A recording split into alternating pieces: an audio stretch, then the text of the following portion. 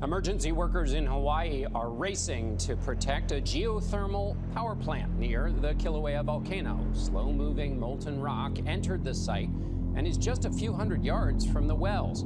There is concern lava could trigger the release of deadly hydrogen sulfate gas. Mark Strassman is in Kapoho, Hawaii, near a fissure threatening the plant. Mark, good morning.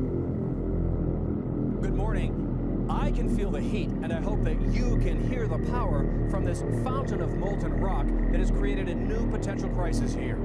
This relentless lava flow has begun to encroach on the property of a neighboring geothermal plant, which powers about a quarter of this island. The worry is if the lava pushes on into the plant, it could unleash more toxic gases. Lava continued its steady march toward the Puma geothermal venture plant before stalling late Monday. The facility shut down, but the wells there still present a risk if overrun with molten rock. It's not easy to predict where it's going to go and when it's going to get there. Flammable liquids have already been removed, and the wells have been filled with cold water, but won't be plugged until today. A worst-case scenario could be catastrophic. There's a steam release, there's many chemicals, but primarily hydrogen sulfide, a very deadly gas. Meanwhile, lava continued to burst from the area's active fissures on Monday.